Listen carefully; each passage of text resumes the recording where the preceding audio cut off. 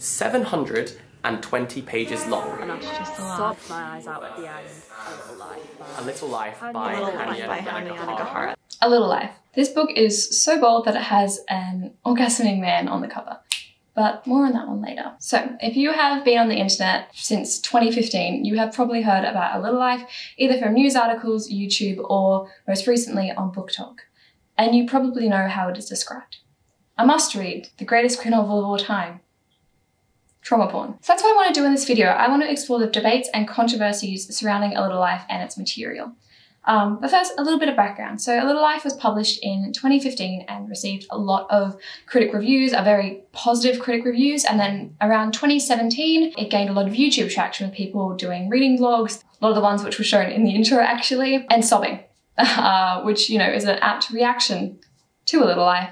And then most recently, it's become a main feature of the hot girl summer trend on TikTok. But yeah, so this book has seen essentially 3 resurgences in its lifetime. And yeah, I just wanted to explore this book, what it means for art and what people's reactions to it are. I really don't want this to be spoilery. I personally have not read the book, so I don't think it can be. The reason I haven't read this book is because it would overwhelm me a bit with its top material. So I'm not going to read it. I do have personal reasons, essentially. Let's get into it. So this book is marketed as a friendship between 4 friends who live in New York. And it explores their life from college to middle age, and essentially their friendship, what they get up to, their kind of adventures into their career life, all that kind of fun stuff. So yes, at the beginning of this novel, this book focuses entirely on this friendship between all these men. But then it kind of progresses into a very Jude-focused story. Jude is one of the main characters. He's a very enigmatic character, and a lot of people in the novel don't really know much about his past. So the second half of this novel kind of becomes an exploration of his traumas and turmoils and how he has gotten to the place that he is in his life and kind of where he's going to end up. Okay, I think to justify a kind of novel with this degree of kind of pain and torture and just grievance is probably best done through looking at what inspired it. And this, for YANIGAHARA, was both stories from her friends and photography that she had collected over the span of about 12 years. Now note that YANIGAHARA actually wrote this book over about 18 months. So she has been like subconsciously collecting these stories, and then obviously it ended up amalgamating in this 800-page monolith that is A Little Life.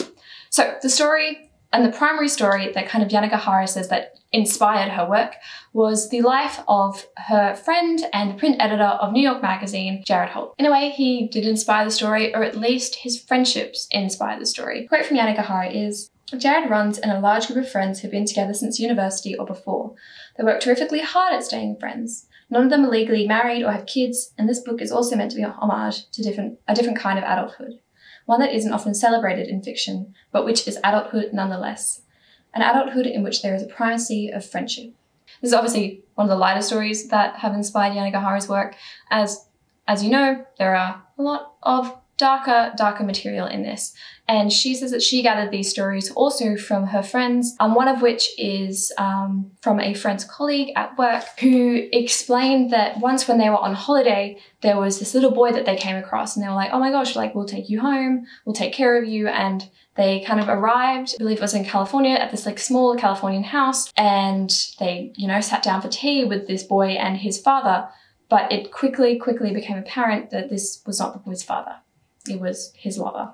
And they consequently called the police on him, and he was, I hope, punished for that. But yeah, so YANIGAHARA is essentially saying that these stories happen in real life. She has heard of these stories happening in real life, and she does not think that fiction should omit these stories. Which, you know, I think is totally a fair judgment. I don't think that fiction should omit things. Fiction is obviously a representation of things that aren't real, but they still can mimic real life. And I think there is a great shift happening at the moment with like PTSD and mental health being explored. But yeah, I think that is a fair judgment by YANIGAHARA. Include real stories in your story.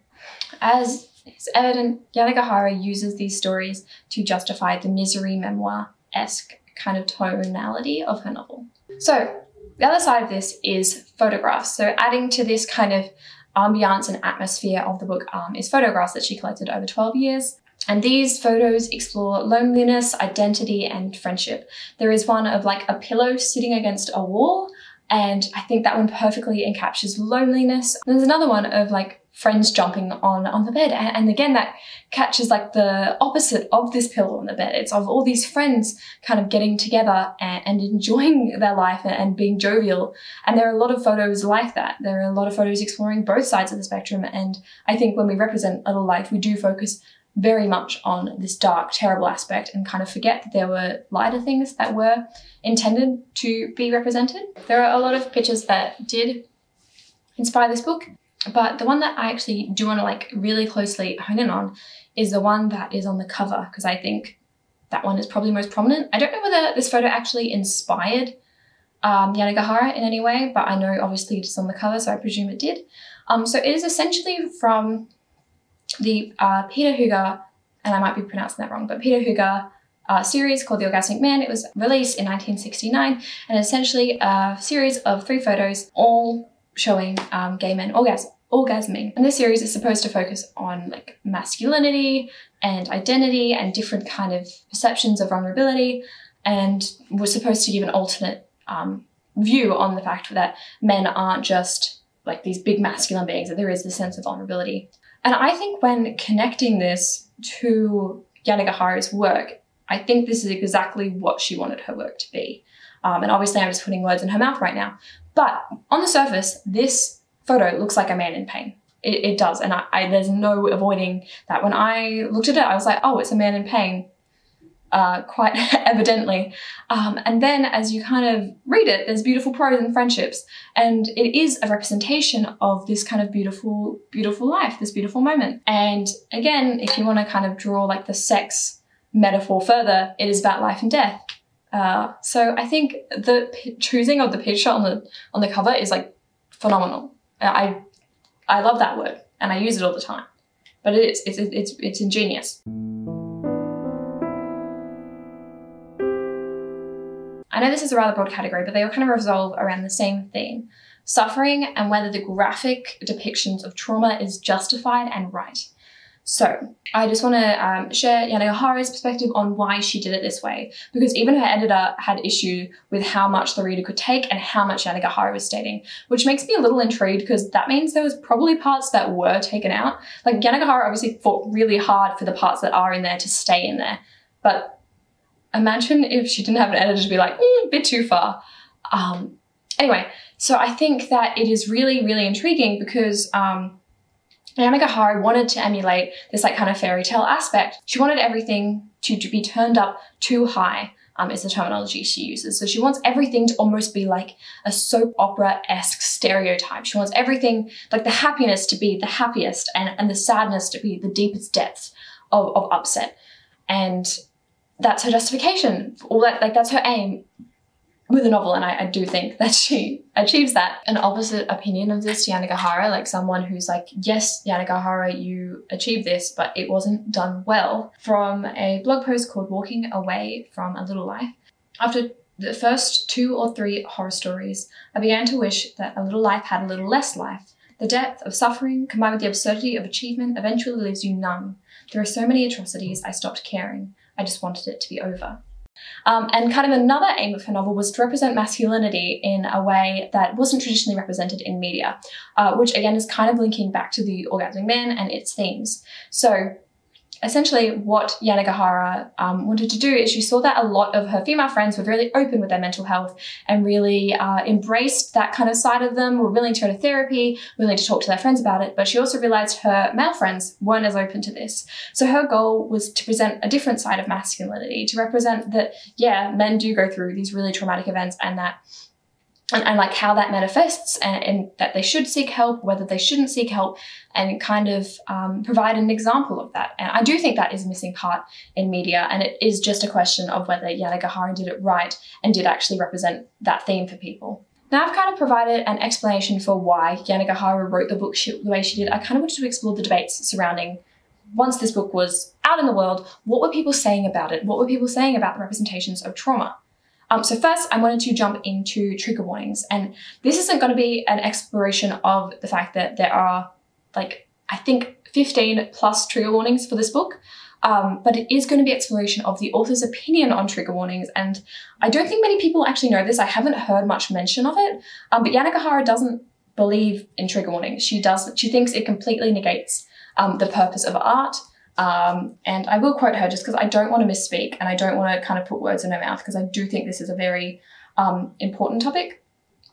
So she says, I think if we go into the world of art with warnings, we stop looking at visual art, we stop listening to songs, we stop going to movies, we stop reading fiction, and in the end, you end up cocooning yourself because you're afraid of getting hurt. I understand that. I understand not wanting to put yourself in situations that are going to call back old traumas, but the fact is you'll never know how you're going to react until you start reacting. I think trying to live life in a preventative way does no one any favours. I think that subconscious the internet is actually directly combating her opinion against trigger warnings.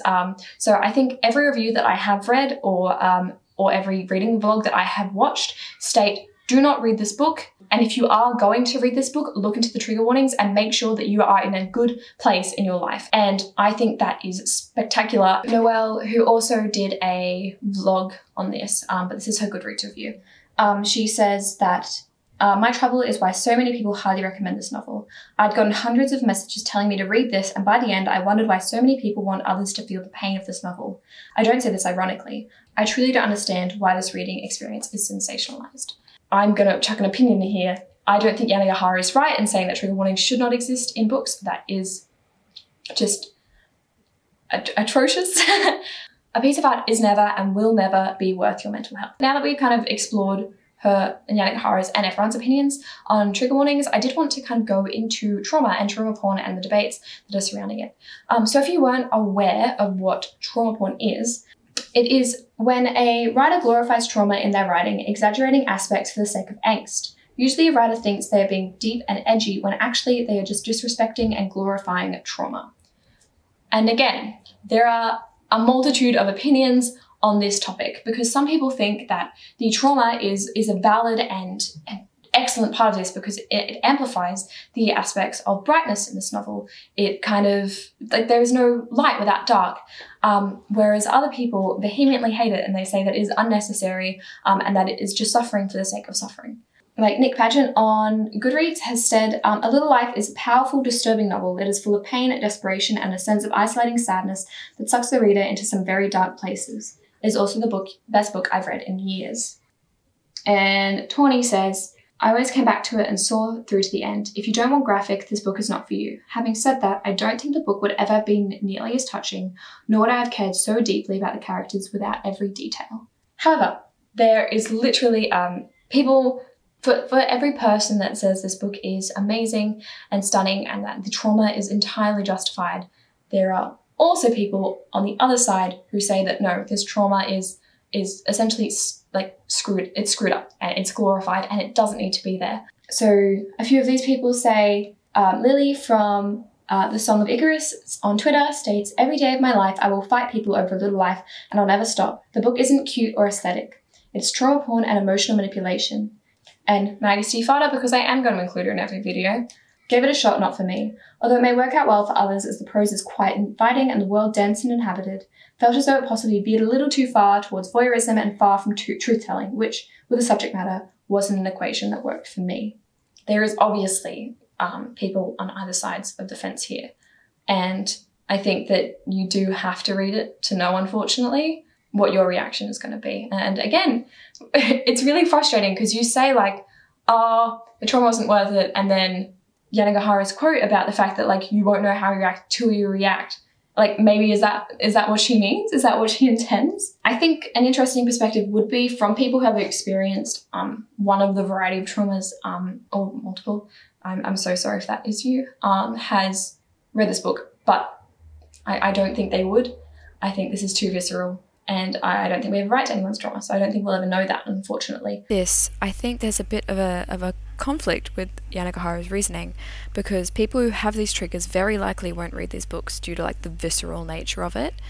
But at the same time, she's trying to help these men and help them realize that abuse and trauma happen to men and kind of find, like, you know, a relatable kind of platform.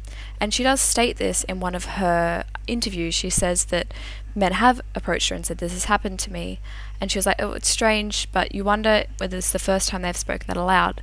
But I don't think fiction can stand in for therapy. But YANIGAHARA has also said that she doesn't believe in at least treating herself with therapy. So it's just all a bit of conflict, and I think that's where the debate comes in. Like, it's like, was pain the only point? Did she just want to write these horrific scenes? And kind of the more I research about this, the more that's kind of what I believe. But again, that's my belief, and you can disagree with it if you want. Next up, I am going to discuss the greatest gay novel of all time. So, I am going to touch on this one briefly just because I am not part of the LGBT community and I don't think I can give as good of an opinion or a voice, and I don't want to be placing words in anyone's mouth. So I'm just going to be quoting people, what other people are saying, etc., etc. So this description of the greatest gay novel of all time originated from an Atlantic review by Garth Greenwell, where he called it the greatest gay novel of all time. He states that YANIGAHARA approaches collective traumas of the gay community without kind of alluding or touching upon the kind of traditional and very prominent HIV, AIDS, and coming out narratives. He says that it provides an alternate narrative for gay people to relate to. He said that the book reminds readers of the long affiliation between gay art and the freakish, the abnormal, the extreme.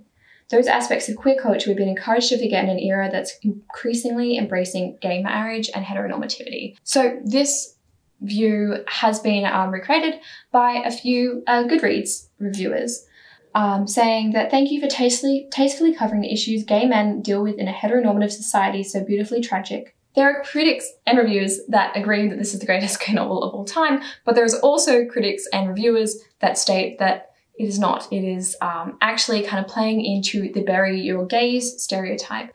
For those of you who don't know what the bury your gays stereotype is, it is essentially the act of kind of putting a gay person through death or trauma. This kind of comes from the common belief that a gay narrative is less important than a straight narrative, and it has been represented in media a lot, unfortunately. And there also are kind of some more reasons. So it is used because, again, the writers don't know what to do with a character and they need them to get out of the way. Either a death for shock value is required, or the main crew needs some kind of shared trauma or motivation. You can kind of see traces of this in A Little Life, and people have agreed that there is an unfair kind of representation of suffering for LGBTQ people. By Daniel Mendelsohn, which is a striptease among pals, he states that if anything, you could argue with this female writer's version of male bonding receives a pre-Stonewall plot type in which gay characters are desexed, miserable, and eventually punished for finding happiness. A story that looks less like the expression of queer aesthetics than like the projection of a regressive and repressive cultural fantasy from the middle of the last century. And a Twitter user under the name of Bobby O'Main stated, queer characters don't need to suffer/die in order for their stories to be told. Sometimes we can tell stories about queer joy. Wild concept, I know. And he responds to this saying, this made me want to reread A Little Life in spite. So there is evidently, again, polarizing views on whether this is the greatest gay novel of all time or whether it kind of just follows the heteronormative bury your gays trope. And I kind of wanted to conclude this with questioning why this book is so popular. Why has this book risen to fame on so many platforms, among critics, on YouTube, on BookTube, and kind of has stayed in the public's eye since 2015, since the day it was published, essentially.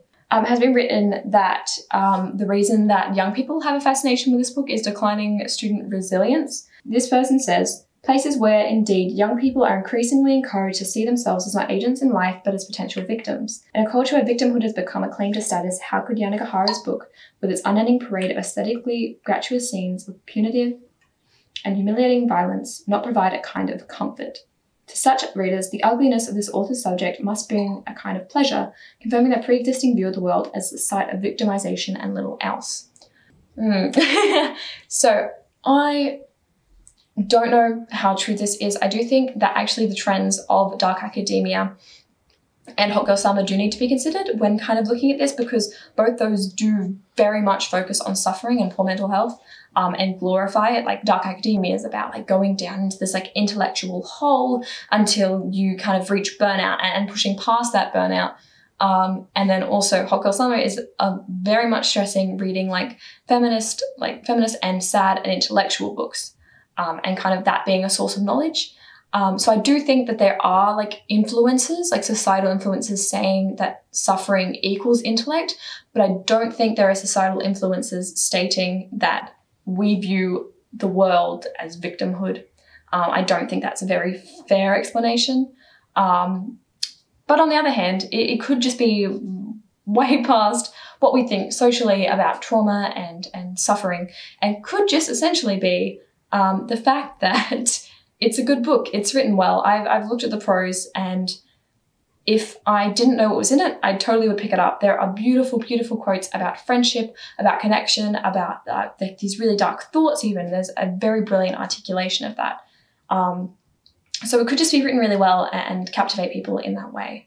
But then again, we could also have a really sick fascination with people suffering and watching people sobbing. And I'll be the first one to put my hand up and say, when I see someone has read A Little Life and they've got a reading vlog on it, I'm going to click on it. I'm intrigued. So maybe that's more a reflection of humanity, and maybe that's the way we react to A Little Life.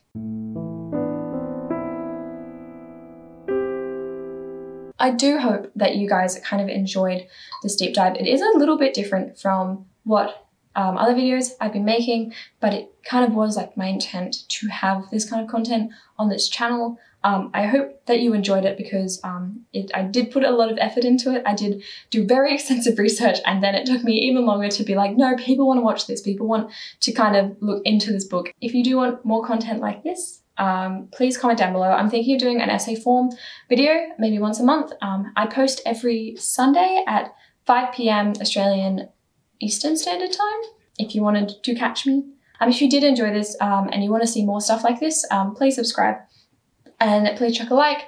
And if you do have any commentary on A Little Life, if you have it or you haven't read it, please comment your thoughts down below. If you can't think of anything to comment, because this is quite a heavy topic, quite a heavy book, then just do a little crying emoji, because look, again, the stereotype for A Little Life is tears. So just comment a little crying emoji for me.